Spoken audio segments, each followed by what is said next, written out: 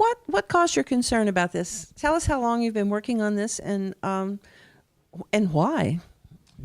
Well, in 1974, India exploded its first atomic bomb using plutonium produced from a nuclear reactor given by Canada as a gift.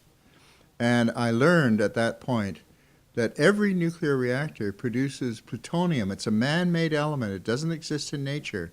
If you went over the world searching for plutonium, the only place you will find it is where mankind has made it. And they make it in a nuclear reactor.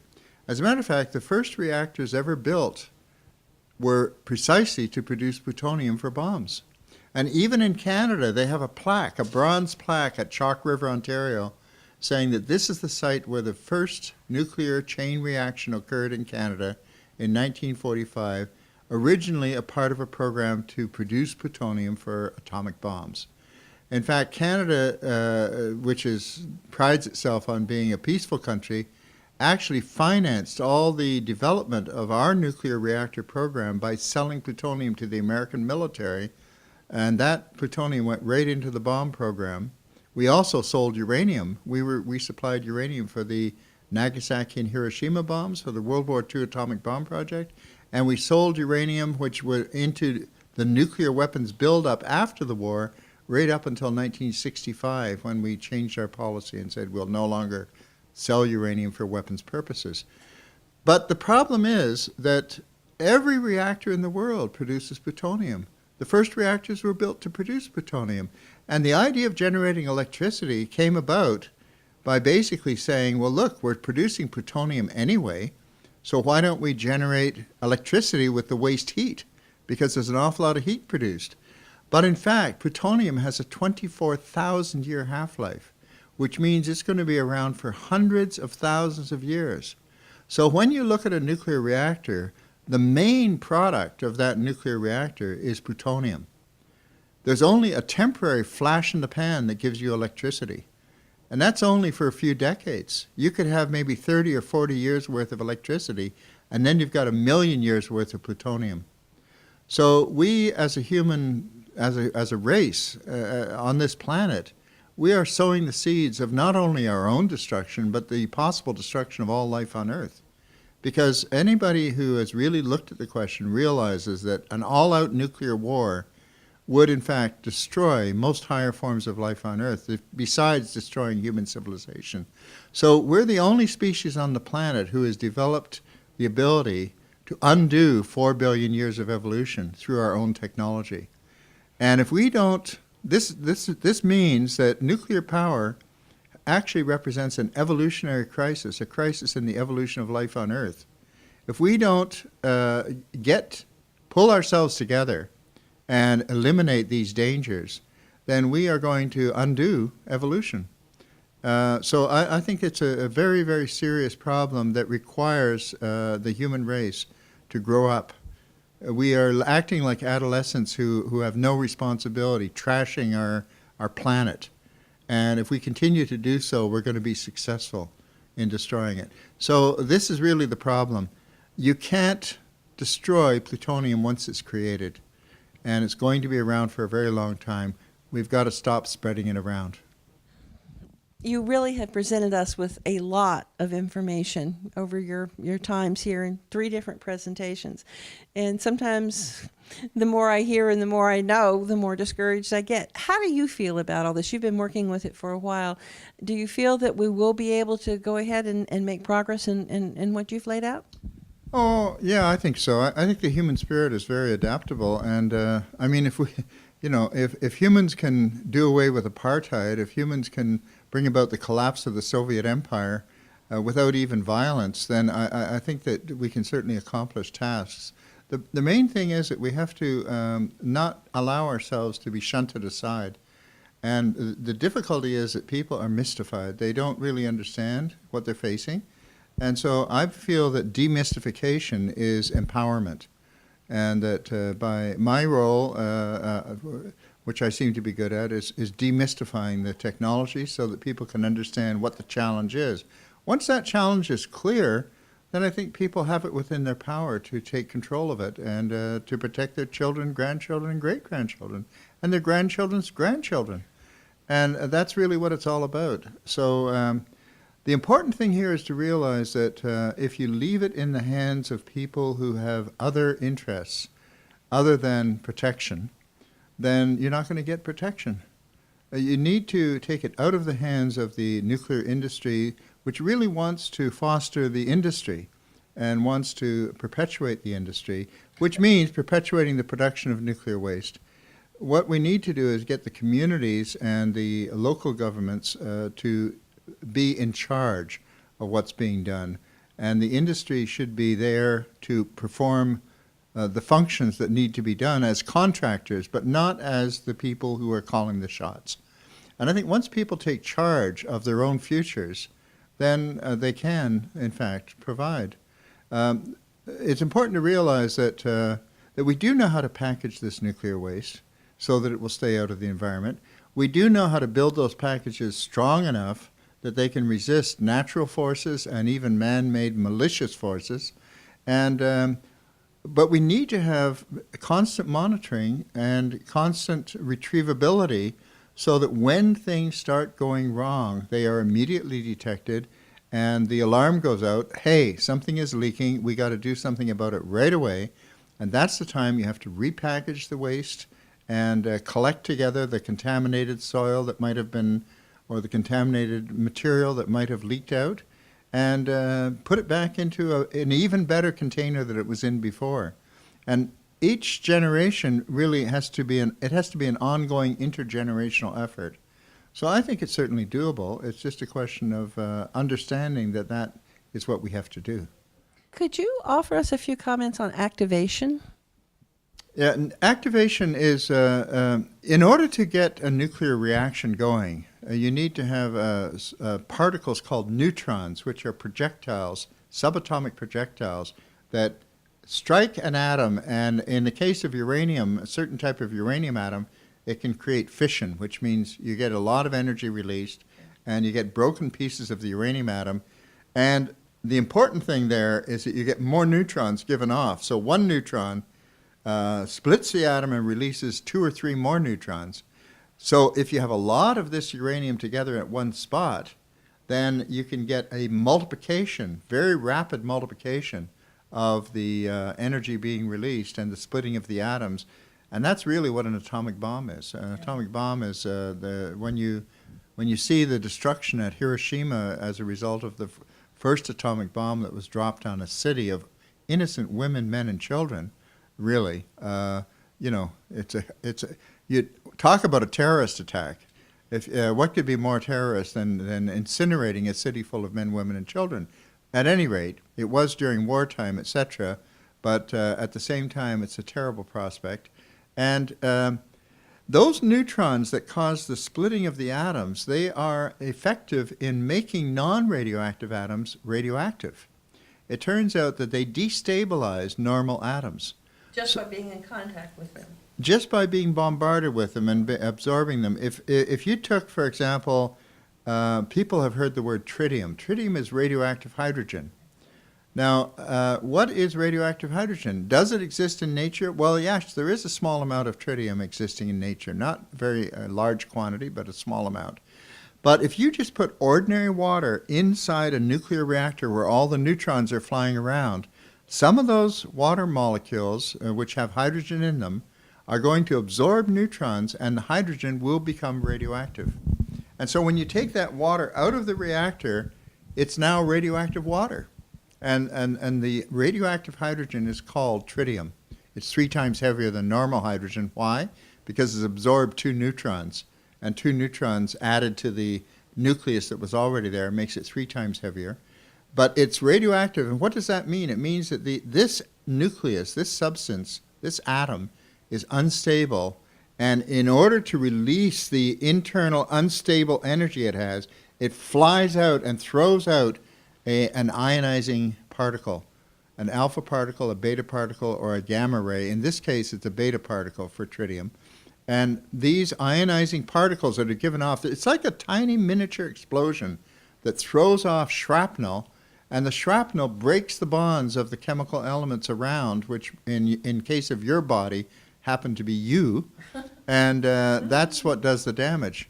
So it turns out that there are virtually any non-radioactive material, if put into an environment where there's neutrons, will be activated. In fact, when they explode an atomic bomb, there's so many neutrons coming off the bomb that the soil, even the soil that's scooped up into the fireball, that's really just ordinary soil, but a lot of it has become radioactive by activation, which means the neutrons have activated. In the core of a nuclear reactor, activation is going on all the time.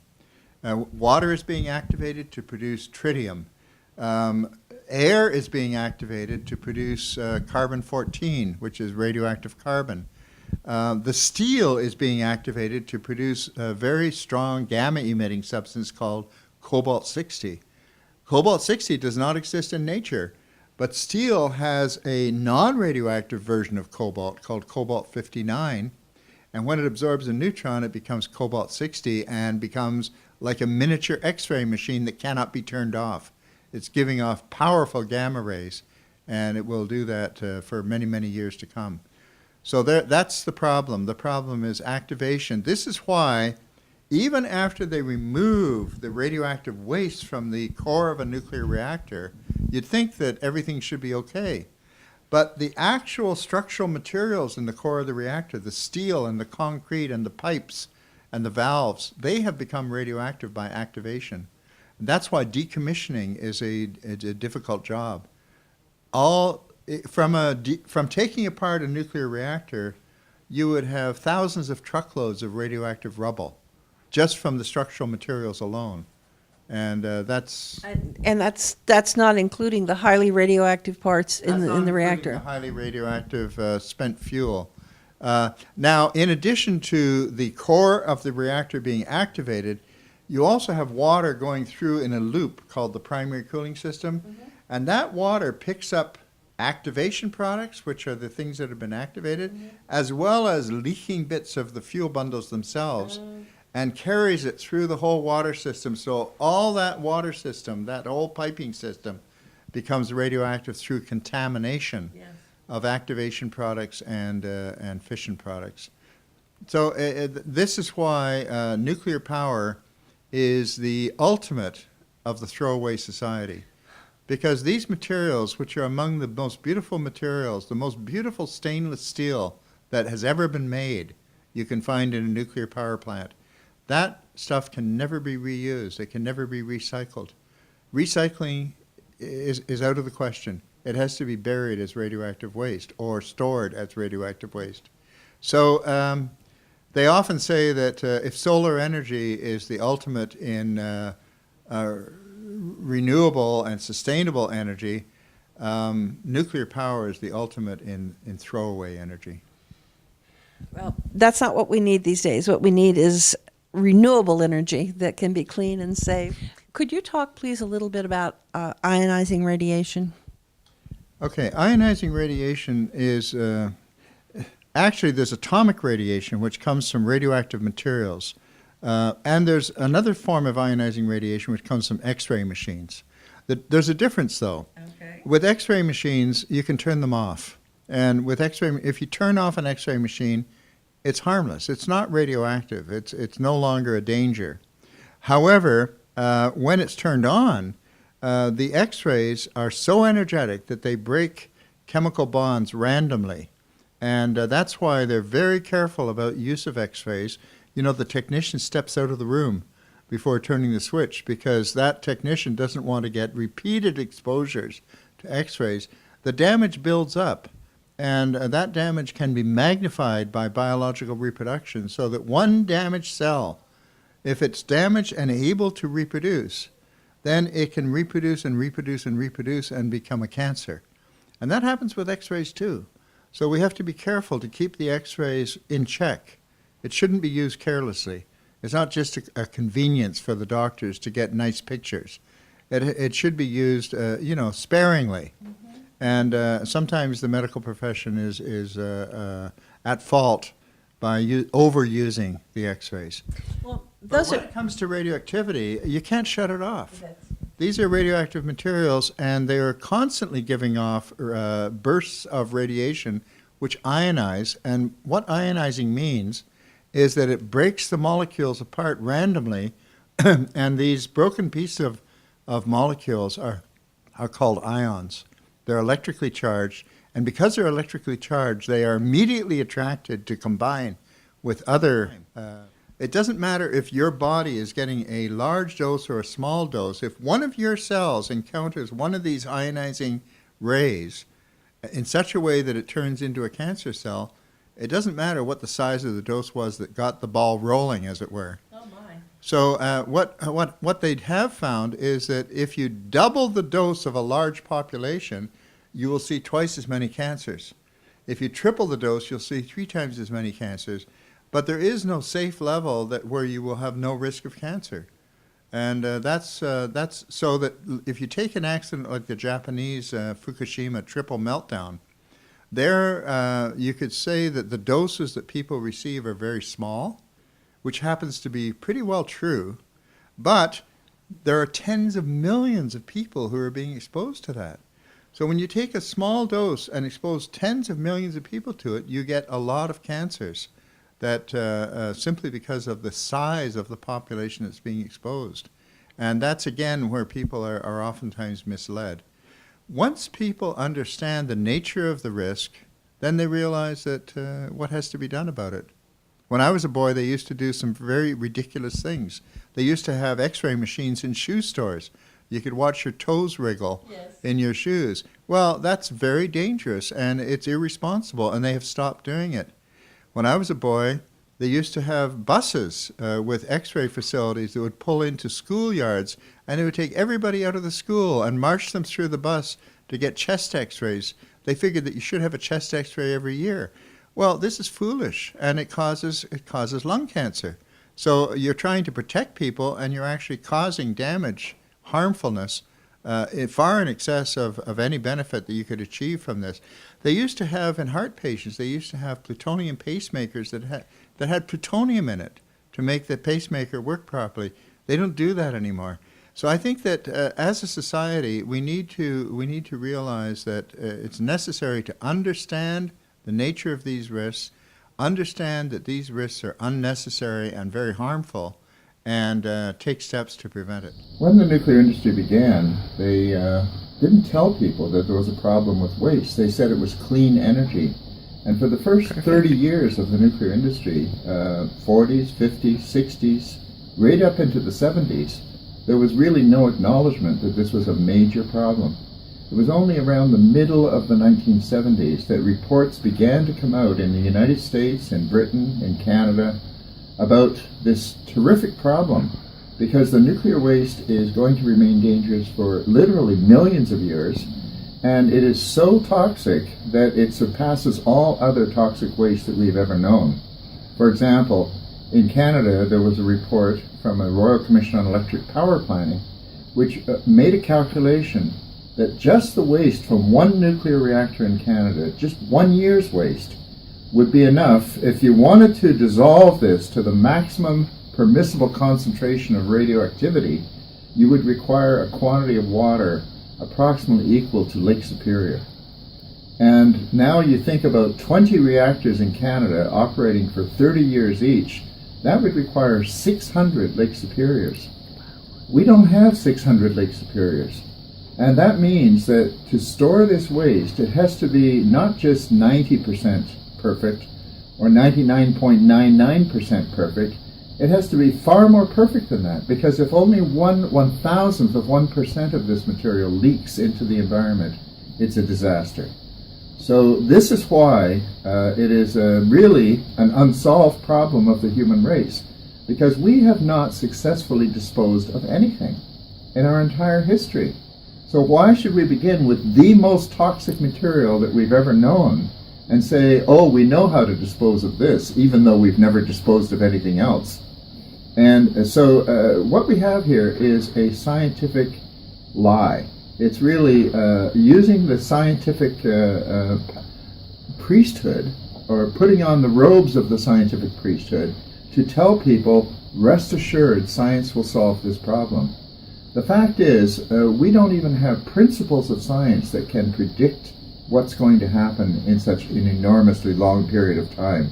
We have no method of science that will tell us that when we put something in one place, it will stay there for the next million years. In fact, nature has proven us wrong time and time again, because nature is the great recycler. It has ways of recycling things that you wouldn't believe would be able to be recycled. We found DDT in the middle of the Sahara Desert. We found DDT in the Greenland ice sheet, even though DDT was never used in those places. So it just shows that this material, nature has ways of circulating it around the globe. So this is the bottom line, is that if we do not have a solution to a problem, we have to begin honestly by admitting that. And that means that having no solution, we have to figure out what is the best way to keep it out of the environment. And the best way to do that is by having constant monitoring and surveillance and making sure that that waste is accessible and retrievable for safety purposes. Now, granted, people don't want to have this waste in their communities, but there it is. We have produced this waste through nuclear power. And the first thing to do is to stop making more of it, because this just makes the problem worse and worse and worse. So we should stop making it, and we should make sure that it is packaged in the best possible way, and that there are people in charge who are available to monitor it for the long term in the future, and able to repackage it and retrieve it whenever necessary to make sure that people are protected and the environment is protected. If and when this stuff starts to leak, that somebody should be able to blow the whistle, ring the alarm bell, and say, hey, we've got a problem, let's get to work right away. We've got to stop this from getting worse. And in fact, we have to go back to a more stable configuration, that is, repackage the waste and make it safer. So this is what we should be concentrating on here. We call it rolling stewardship. This is a concept that was actually developed by the National Academy of Sciences in 1985 in connection with other types of toxic materials, not radioactive materials, but things like heavy metals like arsenic and mercury and lead and so on. They said that you really have to have an institutional commitment to having an organization that will monitor this waste and that will be ready to take action whenever anything starts to go wrong. And they must have the resources and the knowledge and the expertise to be able to deal with that problem. Now we're suggesting something like a 20-year turnover, so that every 20 years or so you could have a kind of a changing of the guard. And this could be done with a lot of fanfare and publicity, because it's important that the community know about these problems and how well or not well they're being looked after. The reason for community awareness, and this is long-term going into the future, the reason for community awareness is so that the resources will be made available, because people will realize it's in their own best interest to make sure that sufficient resources are available to do the corrective action, to take the corrective measures. And so the idea of a changing of the guard every 20 years would give a chance to have this broadcast on television, and to have the new people who are taking over the responsibility of monitoring this waste to be fully informed. They will be told, okay, this is what we know about this waste, this is why it is so dangerous, this is why you must take every precaution in order to maintain it in the best possible state. And we expect you, as the next incoming guardians, to improve what we have done, because knowledge advances, abilities advance, and gradually we can get better and better at managing this waste in the best way possible, and eventually never give up the search for a real solution. We may be able one day to find a solution. Perhaps science will develop a way that will allow us to neutralize this waste. Perhaps we will develop a way that we can safely put it into a place where it will be destroyed, like the center of the sun, for example. But until that day, it is our responsibility to the planet as well as to ourselves to guard it and to monitor it and to make it retrievable. This is called rolling stewardship. In the meantime, we just have to admit that it was a big mistake embarking upon this exercise without having a solution. And therefore, we should stop producing it. We should stop producing more of it. Okay. The first problem is that the industry does not really want to solve the problem in the sense of getting rid of the waste. They simply want to clear the deck so they can make more. Now, if they make more, if the reactors continue to operate, even if they had a perfect geological repository, which probably doesn't exist, But even if they had one, if they put that waste as rapidly as possible into the underground repository, rapidly as possible is not very fast, because the reactor waste that comes out is so hot and so radioactive that it has to be cooled in a wet storage bin, called a pool, a spent fuel pool, for at least 5 to 10 years. And then, even in dry storage, when it's taken out of the pool, it generates so much heat that you can't put it underground for a simple reason. When you put it underground, there's nowhere for the heat to go. And so the heat builds up, and you get a build-up of heat, which actually, we've done calculations in Canada. The Atomic Energy of Canada Limited has done calculations showing that the heat build-up, heating up the rock structures and cooling down again, takes about 50,000 years. And in the course of that time, it creates pressures, underground pressures, which can lead to pushing liquid water, which is going to fill the cavity once it's opened up. It's going to flood for sure. There's no question about that. You look at any abandoned mine, it's always flooded.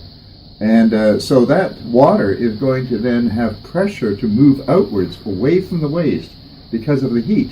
That heat becomes a driving pressure. And that compromises the integrity of the repository itself. They can't put it down there too early. They have to wait. If we do that and we keep producing waste, then we have about 20 years worth of very hot, very radioactive waste sitting beside every nuclear reactor that's operating. Even if you put the older stuff underground as rapidly as possible, you still have disaster at the surface waiting to happen. Now, the hottest waste is the worst waste. The more recently it's out of the reactor, the more likely it is to disperse. The radioactivity falls off with time. So the worst is the freshest. And in fact, the stuff that's in the core of the reactor is the worst of all, because that stuff is so hot that just by shutting off the electricity, like as happened at Fukushima, the reactor will simply melt down under its own radioactivity. That's caused only by the radioactivity. Many people don't realize that all the destruction at Fukushima and at Chernobyl was caused not by the nuclear reaction, which was shut off, but by the radioactivity of the core. In other words, the radioactive waste is what did that damage. It just shows you how powerful this waste is. It's not inert like a rock. It's active. It produces heat. That's active. It produces chemical changes. That's active. It produces radioactivity, which gives off rays. That's active. And we've had one experience in Carlsbad, New Mexico, just a couple of years ago, where they had drums of low-level waste, not even as hot as this stuff, stored in barrels underground 750 meters down deep. And one of those barrels exploded and turned into a flamethrower, and plutonium went up 750 meters to the surface, contaminated 22 workers, and then drifted downwind to Carlsbad, New Mexico. And what caused this?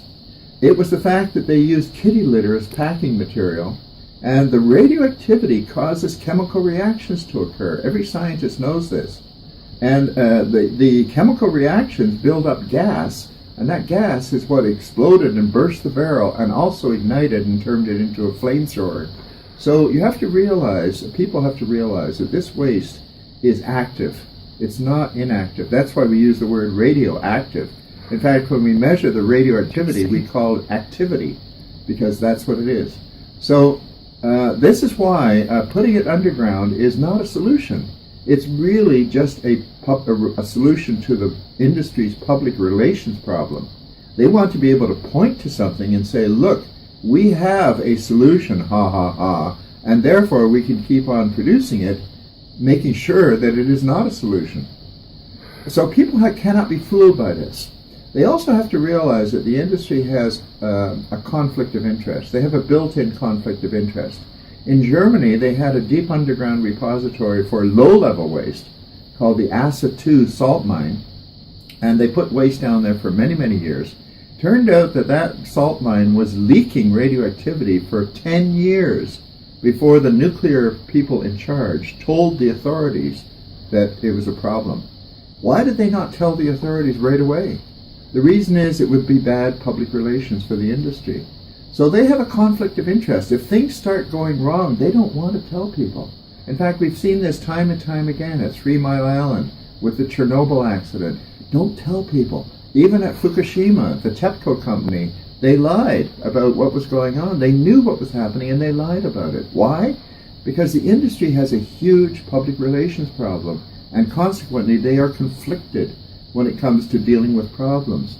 They do want to deal with the problems, but even if the problem is beyond their ability to deal with, they don't want to confess to people or to the public that, in fact, things are going to hell in a handcart. So this is the reason why the industry itself cannot be in charge of this. You have to have an agency which is independent of the nuclear industry, which has no conflict of interest, an agency which is dedicated solely to protecting human health and the environment, to look after the long-term storage of this waste. At any rate, it's premature to even think about doing that over the long term until all the reactors are shut down. Then you have a manageable problem in the sense that you have a finite amount. Also, the hottest stuff, the stuff that was just produced this year, has a chance to cool off. And after 20 years or so, it is a lot less volatile. It's not any more likely to melt itself, for example, into the ground, suffer a meltdown. You begin to have a greater comprehension of the scope of the problem and the dimensions of the problem, and then you can sort of calmly go about figuring out what is really and truly the best way of making sure that this material stays out of the environment. And if at some future time we are able to solve the problems connected with a longer-term solution, that can be implemented only when we really have the science. At the present time, we do not. Anybody, and I have been on panels confronting the people who are actually looking after the storage, geological storage of waste. We, in fact, had a 10-year environmental assessment with panels being held, public meetings being held by the government in 5 different provinces of Canada about the proposal for geological storage of nuclear waste. And the panel concluded that although by normal engineering standards it would be judged to be reasonably acceptable in terms of safety, because of the long term involved, because of the fact that there would be nobody on site to see what's happening underground, that changes the picture altogether, and in fact it's not acceptably safe under those circumstances.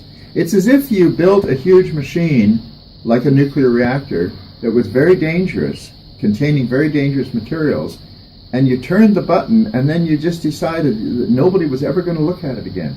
You were just going to walk away and let the machine look after itself. Now, that's what an underground dump is. When you put the waste underground, they call it a repository. It's really a dump. Because a repository is when you look after things. When you have a book repository at the Library of Congress, you have people there who are dedicated to keep those books in really good shape. They don't abandon them.